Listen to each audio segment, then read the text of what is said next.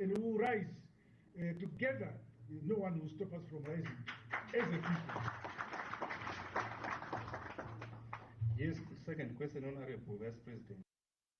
Well, it is the 1873 FM Santon Express, a morning show with your host, Tinashe Mpasiri, in the studio with me, Takudzwa.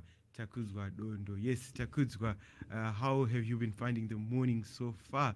And what, I mean, if you were to share of what you have learned this morning, just from the conversation that we just had earlier with Chido, what would you say, what would you share as far as the lessons that you've drawn from the conversation, and particularly when you talk of the power of storytelling, as Chido was telling her story? What would you say is your take home? I've learned that that this is what the first thing I picked up was, oh wow, the youth, especially the youth, we are really ahead of our times. I feel like we are really, really becoming more involved. There's a word that Then you the word. There's I a know word. the wording is a bit. The word that you're using, that we. You see now, So, that's so the, I want to speak to you, Taku. it's to me. Yeah, I want to speak to these imaginary people that you're imagining and Yes. saying we. So I just want to speak to Taku, like Ooh, Taku. Well, I've learned that. Okay, this is my take. This is actually something that happened for me a few months back. I got involved in an NGO called Sluthawk. Sluthawk is a non-profit organization that advocates for women's rights. Slut is in And, SL. Sluthawk, so SLUT. Excuse my language, but Okay. it's called Sluthawk. Sluthwalk. Okay, Yes. I just wanted to make sure that I'm getting Yeah, you that's correct. the thing. Like sometimes people ask me, what does it mean? What is it for? You know, and it basically advocates for not just women's rights, because I don't want to sound feminist, or I don't want it to sound feminist, but it basically advocates against rape, abuse, and your crime violence, right? And while being in that project for them, I was doing a PR campaign. I learned that I was not doing anything about the problems in society. I wasn't really contributing in any way except for discussing certain issues on social media. And the fact that I got the chance to actually do something physically, to take action, to get involved, to protest for them. I took part in a protest for them, which happened in August. It was a slap Okay, walk when you march. say you took part in a protest for them, don't you think that you were protesting whatever it is for yourself, as you believed in this initiative?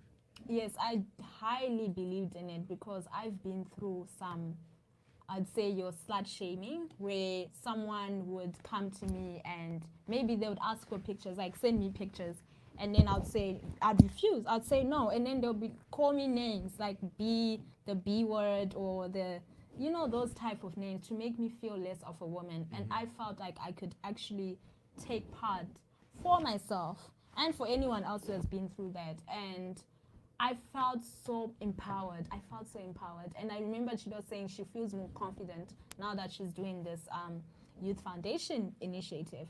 And I was like, this is actually an empowering thing, to be able to do something, not just talk. You actually have to back it up with action. And I thought about that. I was like, okay, from today onwards, I want to do more of it. I feel like that was one project, but I would like to do more of that. Maybe with a different organization, or to start my own NGO. I wouldn't mind, but I felt so motivated. Okay, Yeah. we've got Paul Westwood, who's watching the show, is following the show. He states that Honorable T.P. Muliswa, that's Honorable Temba Muliswa, is a member of parliament for Norton constituency. He severely violated my human and property rights. So he's also shared a link, I think.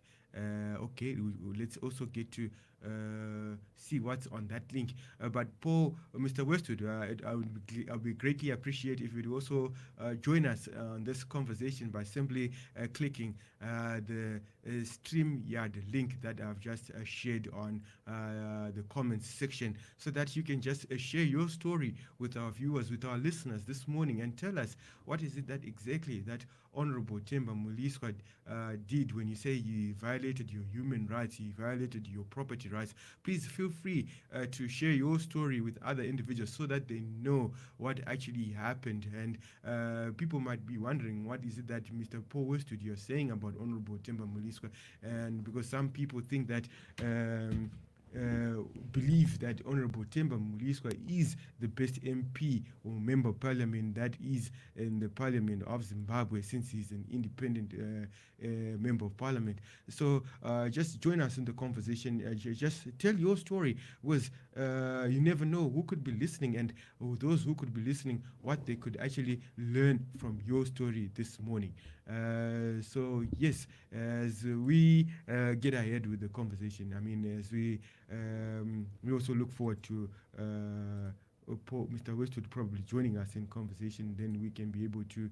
In the meantime, we just continue with what you are what you're sharing. You're sharing something that is very powerful of your own experience, Taku. How being shamed by other individuals inspired you to be part of a community that steps up, that not being part of a community with individuals that step up at the end of the day to say, no, not in my name. And you being a change agent, being the change that you want to see for yourself, you realize that after realizing that there is power in numbers. You would agree with me there, right? Because on your own, I'm sure you would felt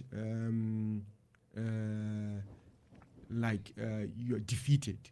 But by belonging to this community, you had the necessary support structures to stand up for something. Yes. So just you can just continue. You're saying that one of the days you would also want to start your own thing. Okay, when you say to start your own thing, what do you mean by that for somebody who's also tuned in, who's listening? I want to start a movement where we don't just focus on one issue, we focus on everything at large. And I think that growing up, I have gained the knowledge on world issues, like in general. Like I have seen your case with women's rights, I've seen your case with political rights, I've seen your case with economic rights, everything at large, everything in a nutshell. And I want to be a bit more broad. I want my movement to be about more like freedom in every sense. Freedom, financial freedom, your freedom to express yourself, your freedom to do whatever you want in the world and not feel limited by your gender, you limited by your skin color, limited by your financial status, limited by your background, limited by education, or I don't have a degree, so no. And I want my movement to be very inclusive. And I feel that last time when I was on the radio station, I was talking about my writing career, when I want to have my own company, I spoke about having an inclusive company where different people contribute in different ways. The bank thing, it's almost the same thing. So we are now joined by Mr. Paul Westwood. Yes, Mr. Paul Westwood, a wonderful morning to you. And thank you so much for joining us this morning on the 1873 FM. You can go ahead and just share your story. I mean, you say that Honorable Temba Muliswa, he illegally seized your companies, Noshio Motors and Benba. Talk to us in as far as these companies are concerned. When you founded them, when you established them, how much you invested as far as establishing these companies, the number of individuals that these companies employed, and how Honorable Temba Muliswa illegally seized these companies from you. Very good morning to you, and thank you for having me on the show. Oh, it is indeed a pleasure. First of all, allow me to start by saying a very good morning to your viewers and listeners. In answer to your questions, this started way back in 1994, I came back from America. I worked for Harari Toyota as a sales manager. In 1999, I bought and paid for beg my pardon, Nuffield Toyota, which was a franchise. I sold my franchise to Kuroko Toyota in 2004. And then I started Nosha Motors. And Nosha Motors was a multi-franchise company because I knew there was, pardon me, there was niche in the marketplace. In 2007, I bought and paid for Ben Bartromps. So I had a so-called business partner, if you will, and his name was Pastor Hammarskjöld Banda. We went to church together. He helped me get born again, but he never paid for his shares. We had a gentleman's agreement whereby after 5 years, if he had the money, then he could pay for his shares. But he had a piece of paper stating 51%, and I had 51%. But the asset register and records will show that through capital injection, I was basically the majority shareholder. I called for an audit in October 2009. I suspended Hammarskjöld Banda's wife. Her name was Pastor Brenda Lee Banda. She was in charge of admin and finances. A very, very bad mistake on my part by allowing both of them to be signatories on the account. But hindsight is a wonderful thing. On the 18th of December 2009, they came back with Themba Mliswa, who walked into my company saying that he now owns the companies in line with indigenization. He had a so-called piece of paper, which was a so-called Banda Trust, and he claims that he's now the executive chairman of this Banda Trust. I say so-called Banda Trust because my lawyer at the time, who was Victor Jobo, he did a search at the deeds office and no such Banda Trust existed. But this was in February 2010. Now, if Themba Mliswa did have a so-called Banda Trust, this should have been in existence prior to the 18th of December 2009 when he walked into my companies. Not only that, if there was to be a Banda Trust, I had to agree to this Banda Trust and acknowledge the person who's going to come on board, number one. And number two, any shares that Banda allegedly owned would have to be offered to me first, and then you would do an audit pro rata to see who actually owns the shares. So that's why I say it's illegal. That's why I say he severely violated my human and property rights, because he fired me. He fired me from my own company. Now, you need to understand, this Themba Mliswa is above the law and untouchable because he has friends in high places. So basically, he could do what he wanted. He told me that the previous president, Comrade Mugabe, had sanctioned this illegal seizure in line with indigenization, and there's nothing I can do about it. We went to court, and I gave the courts overwhelming evidence to support my case and get a conviction. But corruption won, and he got acquitted. So the only reason he got acquitted was he bribed magistrates Nevakatio and Morgan Nemaderi, as well as Didymus Matasa, who was the presidential affairs minister at the time, ex-CIO boss and third most powerful man in Zimbabwe. So I was against the odds there. You know, there was no ways I was going to win because I was white, I was right, and I was British. So I was a foreign investor, but they didn't care. And he went on to say that I was a drug addict. It's all stamped to my passport. The stamps in my passport are permanent resident stamps. So Yes. I have all the V11s, I have the proof, I have the documents, I have the audit report, and eventually this is going to come out, and eventually we will get Themba Mliswa. And I'm sure there's plenty others out there that are hiding behind the mafia state. But I commend the young lady in the studio. It's time to stand up. It's time to come out of the closet and say enough is enough. And I honestly believe that together we will accomplish more. Indeed, indeed. Together we can actually accomplish more. And that's the whole purpose of this radio platform, the 1873 FM, to have these open, frank, and honest conversations in as far as shaping and defining the character and personality of the future that we all want collectively. And more important, the initiative that we are powering, banking on Africa's future 10,000 points of lights. Whom is it that I can bank on in as far as being a champion of the rule of law, of constitutionalism, and more importantly, when you just look at the aspect of property rights, which play a critical role in as far as any development is concerned, any economic development is concerned.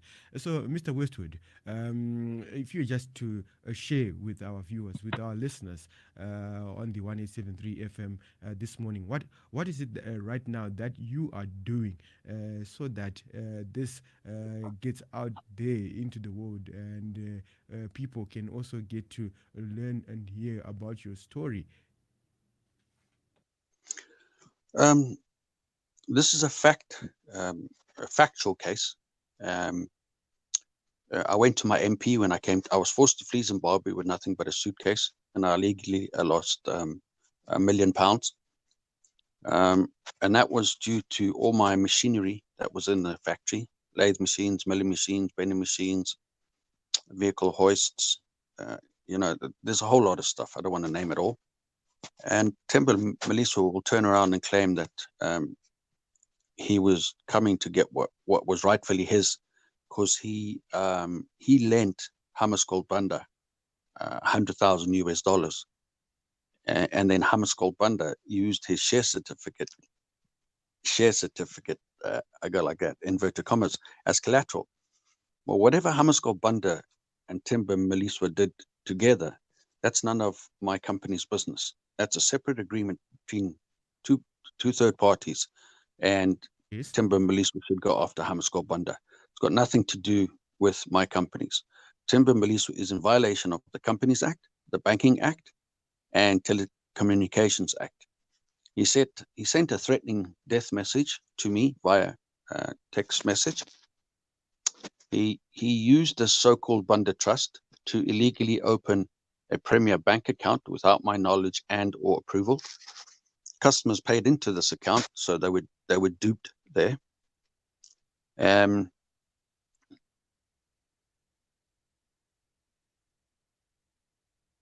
When I arrived in the UK, I went straight away to see my MP. My MP has been really, really supportive.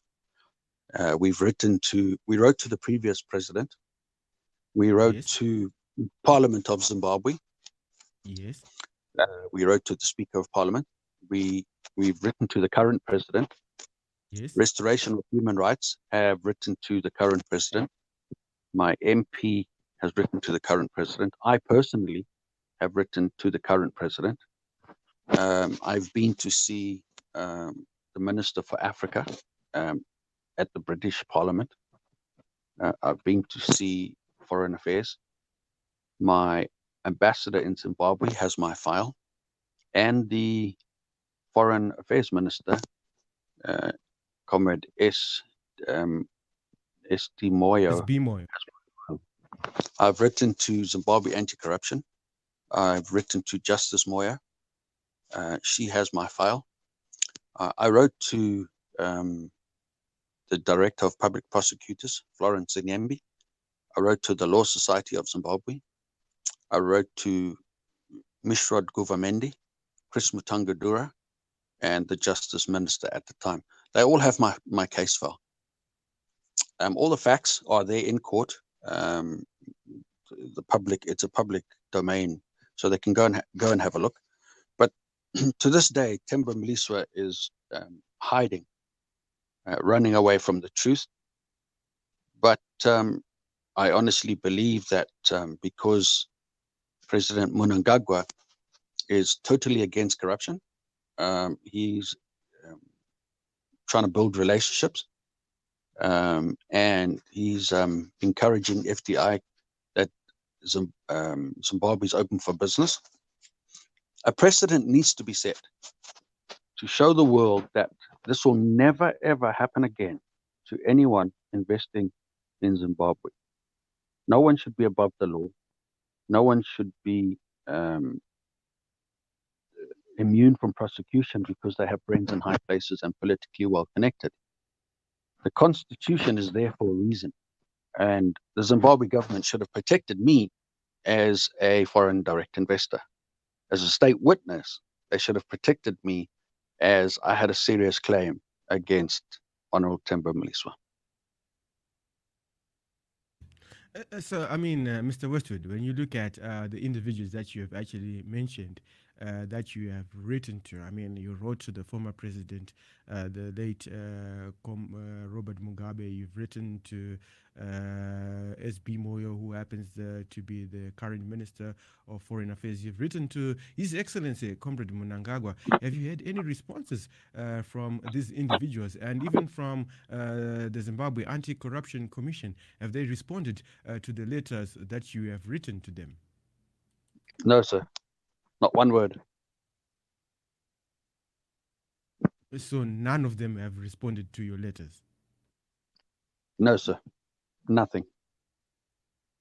And when you look at President Mnangagwa, whom you mentioned that he has been at the forefront, and especially when it comes to corruption, saying he castigates corruption.